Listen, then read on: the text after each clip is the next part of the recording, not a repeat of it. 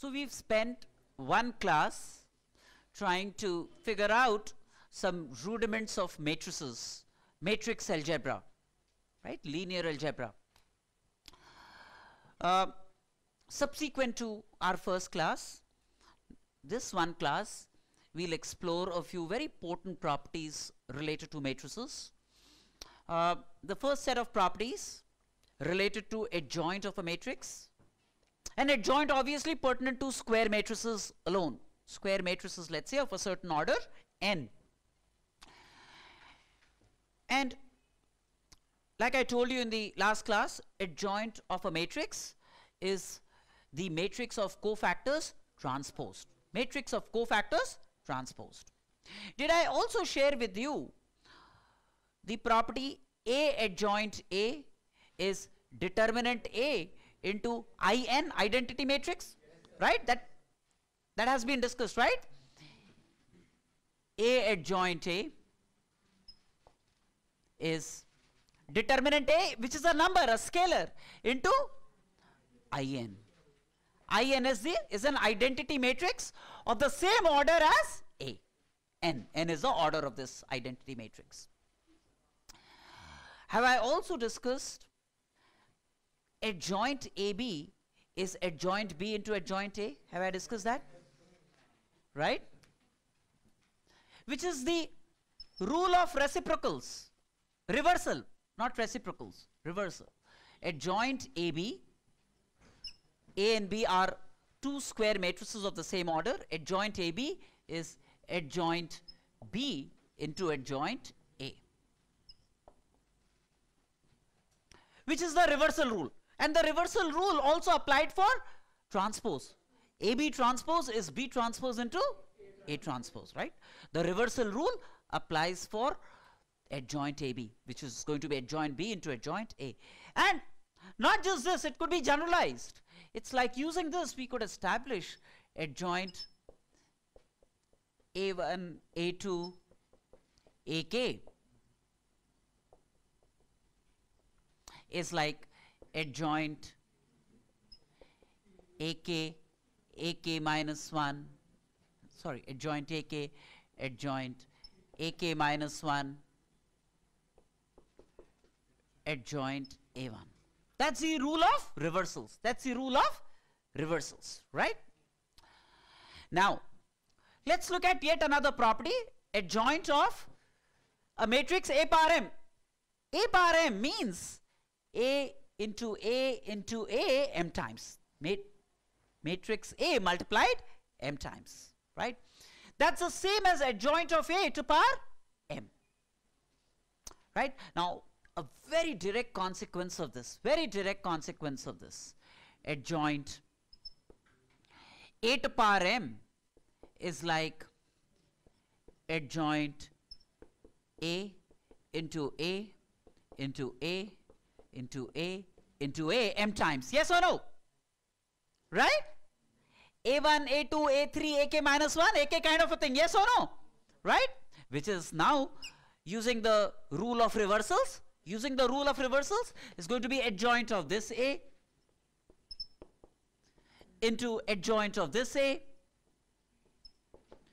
and going this way up to adjoint of the last A, which is M times. Yes or no? Which is adjoint A to power M. So simple, isn't it? Was within reach, isn't it? Huh?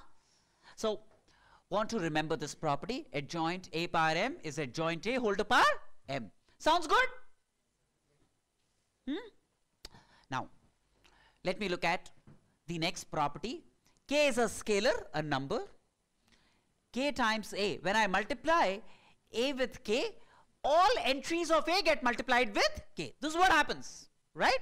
I want to show that the adjoint of K times a matrix where K is a scalar is K to power N minus 1 adjoint A. That's the next property we'll establish. Have you been able to make a note of this? Shall we proceed?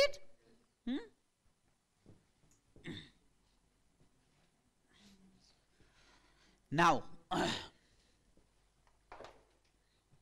look at this result. adjoint of something. Now, you know, in terms of the most popular result in adjoint is this. A times adjoint of that matrix has a very concrete formation, is determinant A, which is a scalar, into the unit matrix IN, identity matrix IN. So it would have been a good idea dealing with KA times adjoint of KA, because that would have this formation. KA times adjoint KA would have been determinant KA into IN. Yes or no? KA times adjoint KA would have been determinant KA into IN. Yes or no? Let's start with that formation and see where we are headed. Okay. So replace A by KA to get semblance of this. Alright. In this identity, replace A by KA, where K is a scalar. K is a scalar. So we end up getting KA adjoint of KA is determinant KA IN. Yes or no? Right?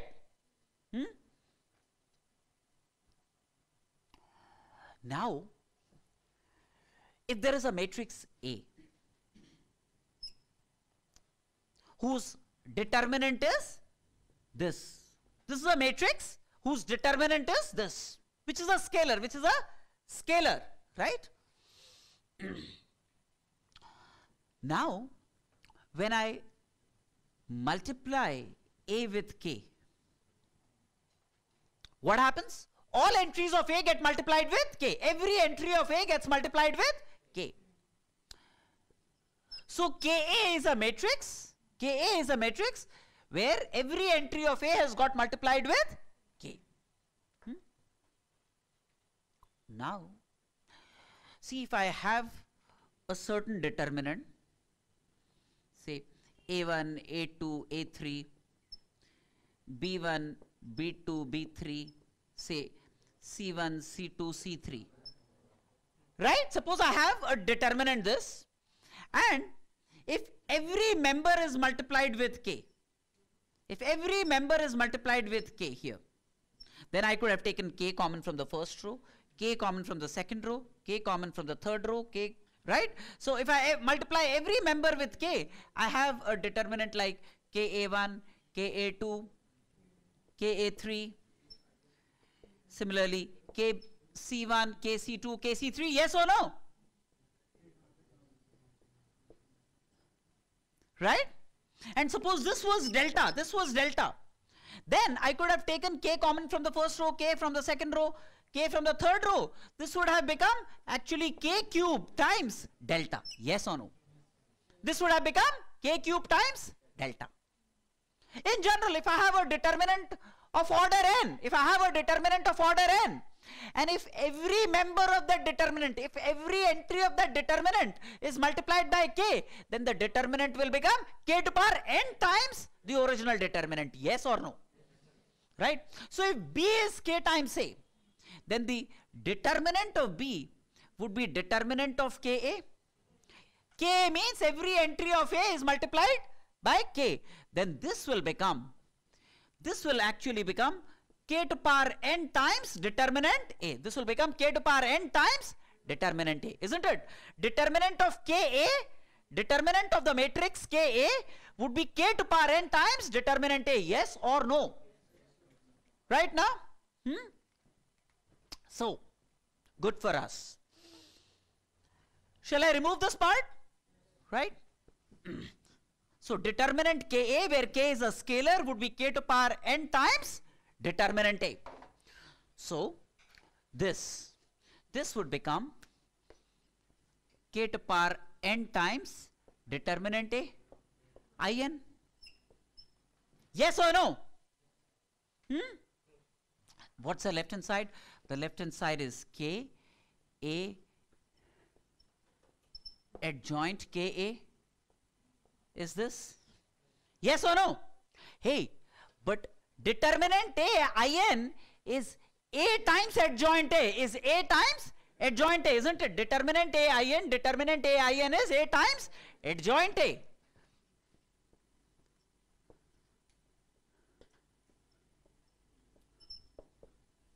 A times adjoint A. Right? Yes or no? And this is KA adjoint KA, left hand side. Right? This K is a scalar. I can divide throughout. It has a thoroughfare everywhere. Right? So when I divide by K, then this will become K to power n minus 1. Yes or no? And this K to power n minus 1 being a scalar, it can invade and intrude. It can invade and intrude. So what really happens here is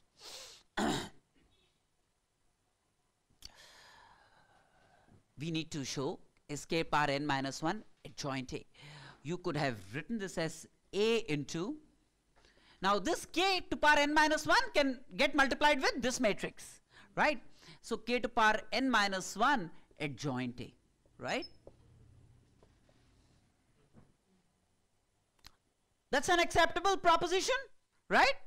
So I have a matrix A into a matrix B equals a matrix A into a matrix C. Yes or no? It's like a matrix A into a matrix B. This is B, say, equals A. This is A into a matrix C. Into a matrix C. Yes or no? And did I tell you in the last class that if A is non-singular, that means if the determinant of A is not 0, and if AB is AC, then B must be equal to C. Don't cancel A for matrices, because A is not a number.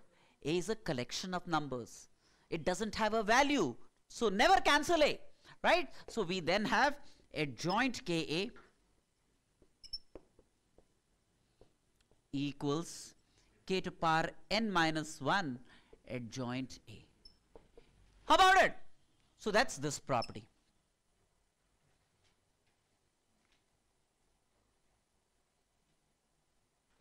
All's good?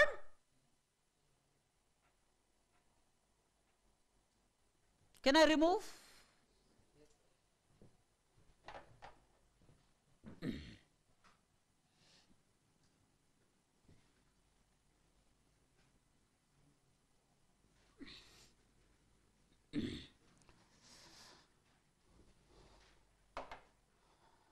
Now, adjoint of In is In. In is an identity matrix of order n. In is an identity matrix of order n. We want to show that adjoint of an identity matrix would be the same identity matrix. This is what we want to establish, right? Again, start with this. In adjoint In. In adjoint In. A could be replaced by some In, isn't it? In adjoint In would be determinant In into In. Yes or no? Replacing A by identity matrix In, right? So if I replace A by In, so I get In adjoint In equals determinant In into In. Yes or no? Now, if any matrix is multiplied with I, you get the same matrix. That's why it's called an identity matrix. This is pre-multiplied, and or if I have Pi, that will also give me P. That's the truth of an identity matrix. If multiplied by a certain matrix, it will replicate that matrix of the same order. Yes or no?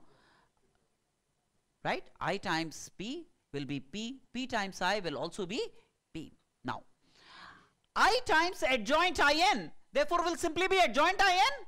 When these two matrices are multiplied, In being an identity matrix, I times P will be equal to P.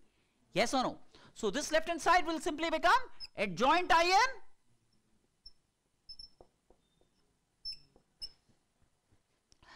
and In is what? A diagonal matrix whose diagonal entries are 1 and everything else is 0. And the determinant of a diagonal matrix would be D1, D2, D3, Dn. So in this case 1 into 1 into 1. So determinant of In would be 1. Determinant of In would be 1. And 1 into In, that's simply going to be In. Adjoint In is therefore IN. Adjoint IN therefore is IN. IN into adjoint IN will be a adjoint IN. That's a property of an identity matrix, right? It itself gets consumed and reflects the other matrix. This is what happens. Adjoint IN, this is 1 into IN, which is IN. This is what happens, right? So again, a useful property. This I would say is very commonly used. Adjoint of an identity matrix would be the matrix itself. So that's this property. All's good?